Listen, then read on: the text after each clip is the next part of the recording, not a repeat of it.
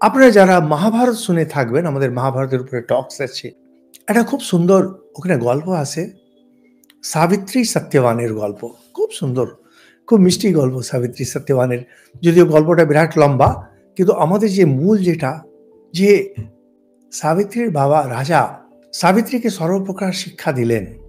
শিক্ষা দিয়ে এমন বিদুষী আর এমন তেজস্বিনী মহিলা মেয়ে, বাবা হাত জোড় করে বলছে, মা তোমার যোগ্য বর আমি খুঁজে পাচ্ছি না। তুমি যাও পুরো ভারত ভ্রমণ করে, যে তোমার ভালো লাগে তাকে তোমার জন্য বেছে নাও, আমরা তোমাকে তাকেই বিয়ে দিয়ে দেব। গল্পটা খুব সুন্দর গল্প। প্রথম নিজের মেয়েকে শিক্ষা দাও, তারপরে সে নিজের মতো জীবনধারা বেছে নিক। ভালো মন্দ যা হবে আমরা পাশে আছি।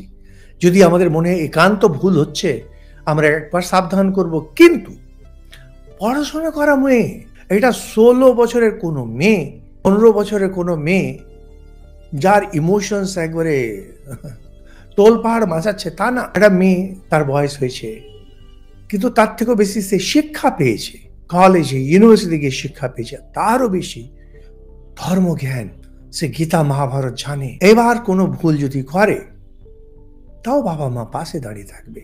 স্বামীজি এখানে ঠিক এই জিনিসটা বলছেন, ধর্ম দান করো, লোকেদের মধ্যে ধর্মের জ্ঞান দাও, তারপরে তারা নিজেরাই বুঝে নেবে আমাকে কি করতে হবে।